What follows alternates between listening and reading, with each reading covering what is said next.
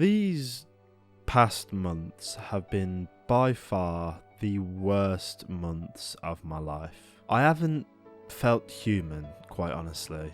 I've been living day to day with this pit of numbness just there. It's not loud, it's not infectious or lethal, but it's just there, and I've kind of had to live with it for the longest time now, wondering what on earth I'm even doing. I obviously won't go into detail about it all, but just know I haven't been myself, and it's what's caused me to not post on this channel for so long and even consider deleting it. Yet there was something there for me in this time that I knew I could always turn to. A film known as Porco Rosso. And if you'd let me, I'd like to talk to you about how this is, in my opinion, the greatest film of all time. Let's get into it.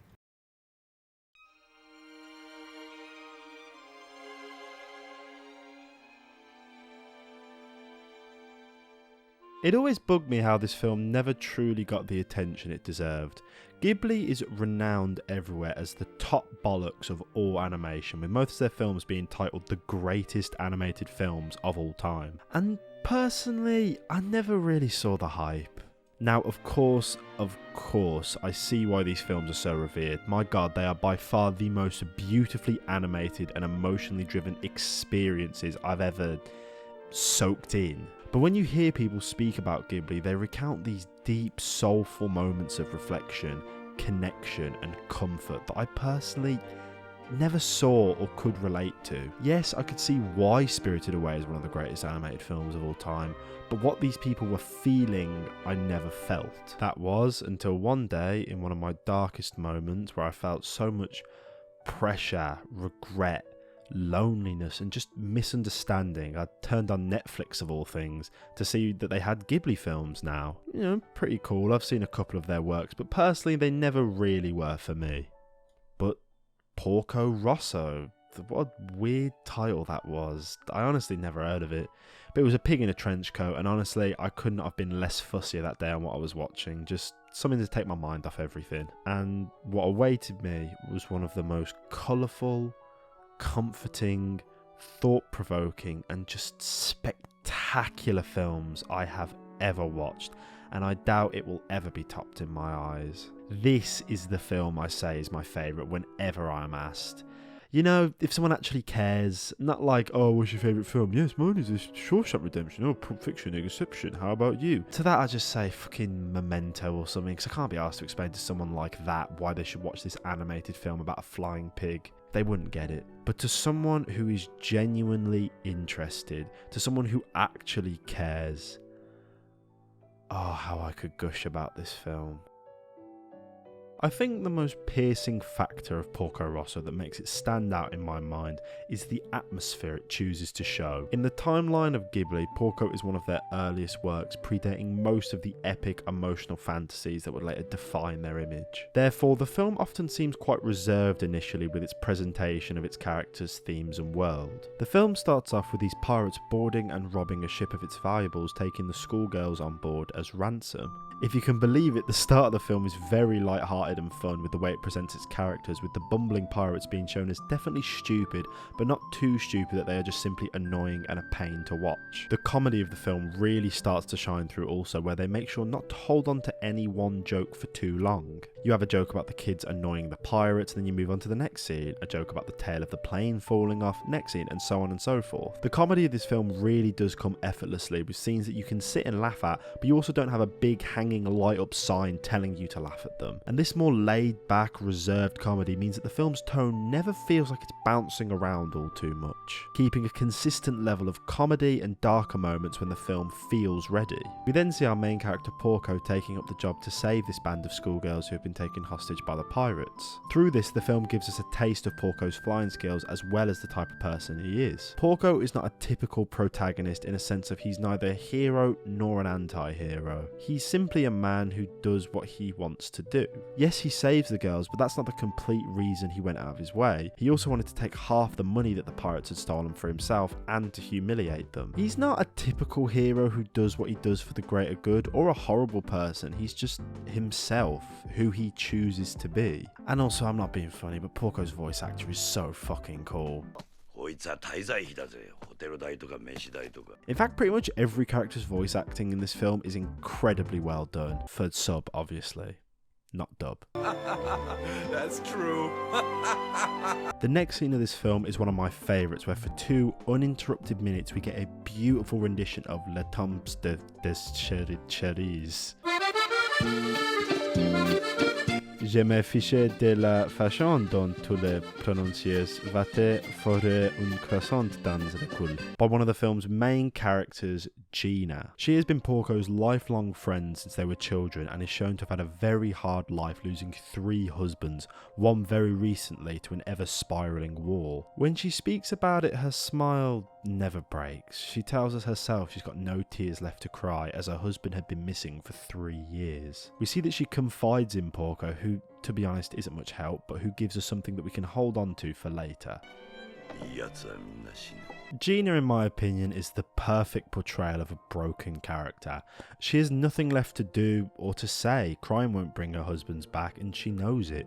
She's been through so much heartbreak and trauma that she simply sits, smiles and sings, unable to do much else. The song she sings, Le Temps de fucking your mother, is a famous French song meaning the time of cherries, symbolising a time of innocence and joy, and is thought to be a metaphor of a life that comes once revolution brings a change to social and economic conditions. In this scene of serenity and bliss where we see Porco gliding through the sun-streaked air, we are hearing a woman call out in hopes that one day there will be a change to her world. And we are only 10 minutes in, baby. Let's fucking go. So the place we are brought to is the Hotel Adriano, a beautiful hotel situated atop a floating rock in the middle of the sea. It is a getaway from the outside world where pirates come to conduct their business and lowly bounty hunters come to guzzle on fine wines and steak. This is where we also meet another integral character in the film, Curtis. Curtis is an American pilot that the other pirates have hired to basically just take out Porco, as he is known as one of the best pilots in the world. Off the bat, we see he's not just an average cliche rival you get in most films. We see just from their interaction that Curtis has no outward hatred towards Porco. They even joke about the pirates together. We get to see his very proud yet very arrogant personality shine through, as he thinks he can simply marry Gina on the spot and she'll say yes. He too, like the pirates, can be threatening when he needs to be, but also has an air of ineptitude that follows most of the cast, creating this very charming yet love to hate character. Porco reveals to Gina that the thing he hates most about the Hotel Adriano is the most likely only remaining photo of him when he was still human. I'm sure I can guess the one question on your mind right now. Why is he a pig? This is not a fantasy world. In fact, it's most likely one of the most realistic non-fiction settings Miyazaki has ever put forth, taking place in 1930s Italy. So why is Porco the only character in the entire film to be a pig? Well, it's not entirely clear, and it's brilliant. We learn later on in the film that Porco served in the army and fell into an incredibly tough air battle with the opposing side. After witnessing his best friend, Gina's husband, get shot down in battle, he falls unconscious and wakes up in this eerily dead white plain in the clouds. He looks up to see a large trail of stars that light up the sky, and then all around him he sees the planes and bodies of his fellow men, including his best friend. They all fly up into the air without him to the trail of stars, in which after closer inspection Porco sees aren't stars at all, but fighter planes, each with their own pilot. All Porco can do is sit and watch. He offers himself instead, confessing he'd prefer for him to be the one to go instead so that Gina can have someone to love, showing the deep love he has for her. And to end it, we simply are left in silence as an ethereal tune plays in the background and we see the planes fly away, ever moving, as Porco's plane is lowered slowly, having witnessed a fate too good for him, as he believes. Now, of course, there are many theories you can create about this scene to begin with. Those planes and bodies were obviously those of the deceased from World War I, but where were they going? Why was Porco the only one able to witness it? What actually happened? And we don't even need to know the answer to that, really. That's a completely different topic. Regarding Porco himself, there are many different theories that get tossed around in Q&As, but the main one is that after this incident, Porco starts to become disillusioned with humanity and cursed himself to be a pig. And that's really the only answer you're going to get anywhere, but like, what does that even mean? I've always, since my first viewing of the film, seen the whole pig thing as Marcus's, that's his actual name's, feelings of guilt and greed. From what we can gather from his dialogue, he feels that not dying that day when everyone else did was selfish and it makes him a bad person because of it. Stating in a conversation with Gina that the good guys all get killed, a subtle jab at himself. And to be honest, I see a lot of myself in that. Of course, I'm unable to relate to his experience, but, of seeing yourself as nothing but a mark of shame. Shame of being not what others thought you to be. The shame of losing things that are out of your control. The shame of thinking you're out of place. Marco wears this mark for all to see. That he is the man who's not worth living. That he's the monster none should care for. A selfish, lonely pig, content with spending his days in a far-off cave away from the world and away from his life. But, of course, Marco does find solace in one thing.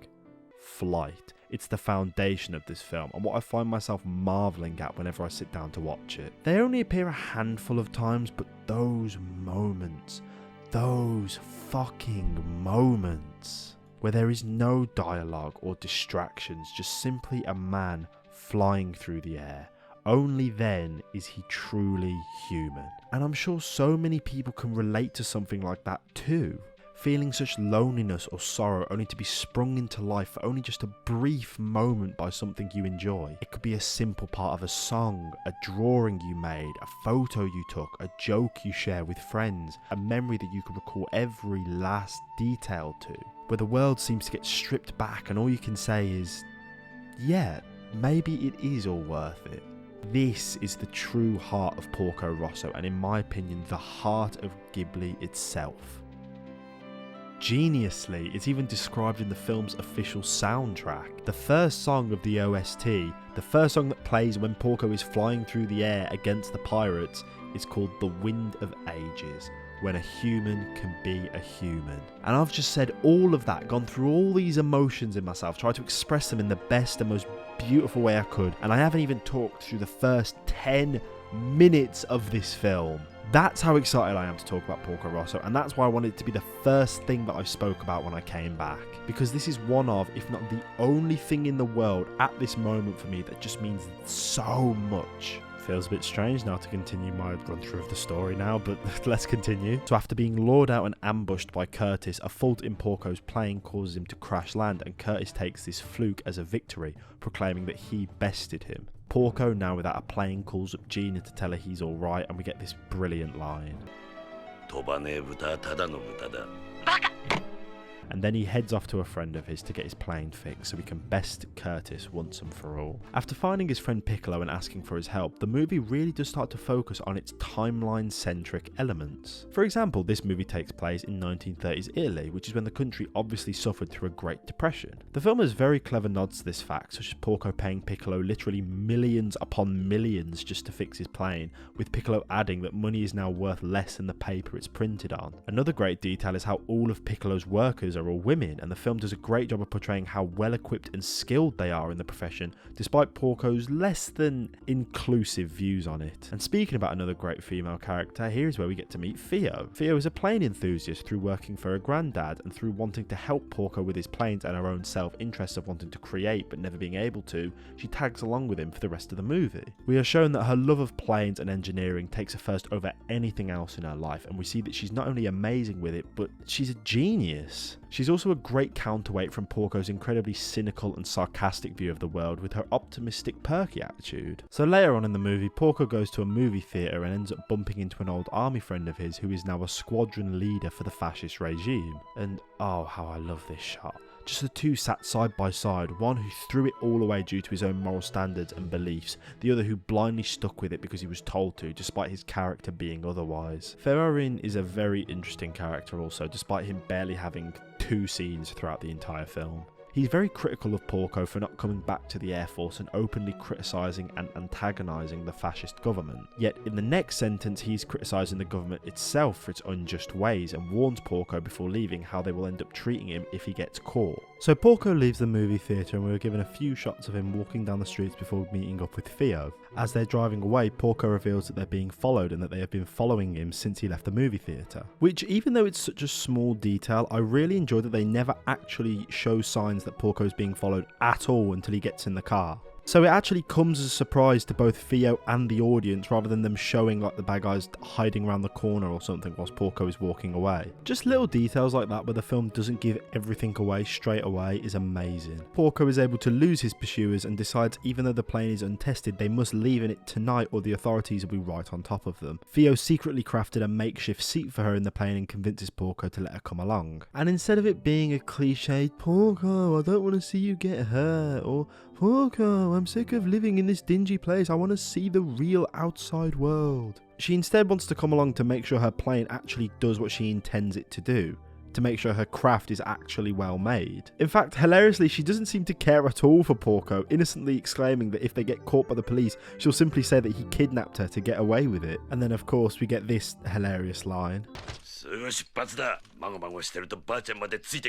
So after their amazing escape scene, they're escorted by Ferrorin, who helps them avoid the incoming police. And then just look at some of these flight scenes. Fucking hell. Elsewhere, we get to see Lady Gina again as Curtis sneaks into her garden and tries his luck. And the writing in this scene is to fucking die for. Gina is by far one of my favourite characters in the film, and one of my only gripes is that the film doesn't really have her in it enough, but that's also to the film's brilliance. Like, I have to sit back and ask myself, if Gina was in the film a lot more and her character and backstory and all that were fully explored, would I appreciate her as much? Or does the process of withholding that information and allowing the audience to fill the blanks make her infinitely more interesting? This is basically Gina's confession scene where she reveals that she has a bet going where she comes to the garden every day in hopes that someone will come to her and she will tell him she loves him. The only issue is he only comes to the club at night. And even in that one sentence, there is just so much to unpack. Why does Gina wait in the day for Porco? Why not just confess her feelings when he comes on the night? Well,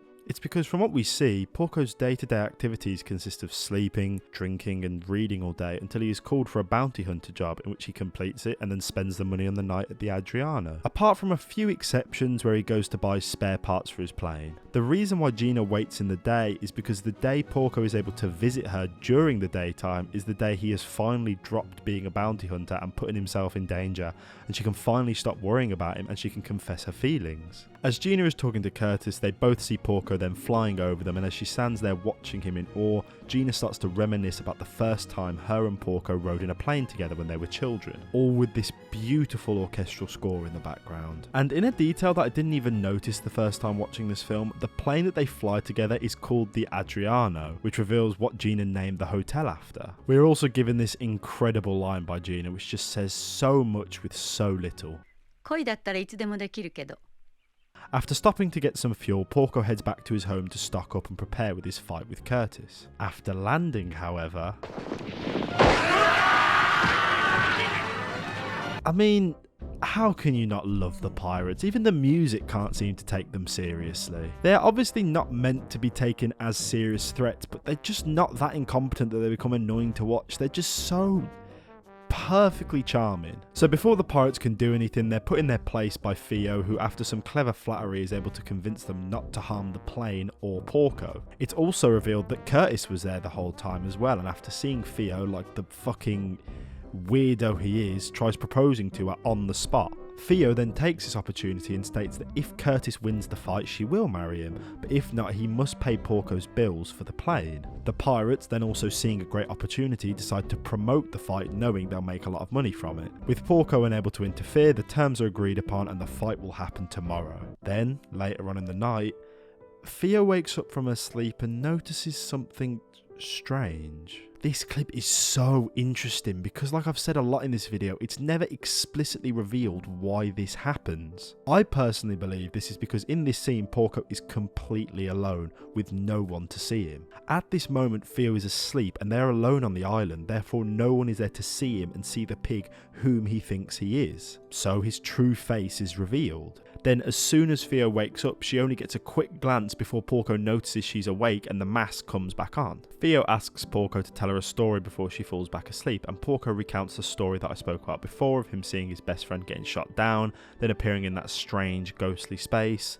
I think I spoke about it enough before, so I won't speak about it again. It's a great scene. The next morning is the day of the fight, and men, women, children and criminals of all kinds show up to bet on who they think will win. The fight begins, and it's honestly so entertaining. What should be the climactic battle that decides the fate of Theo kind of just devolves into two children squabbling, literally throwing random shit out of their plane at each other, to then just landing their planes all together and just boxing each other. After what seems to be a draw of the two laying defeated underwater, Gina shows up having intercepted police telegrams ready to notify everyone that the police are on their way. She simply tells Porco to get up, and of course, when Gina's telling you to do something, you have to. Porco is then the winner, saving Theo from Curtis, and the day is saved. Everyone then proceeds to leave and say their goodbyes as Porco puts Theo in Gina's plane to send her home. Theo, before she leaves, tries kissing Porco as she believes that his curse might then be broken like the famous Princess and the Frog story. And yes, I understand why some people find this a little odd. I think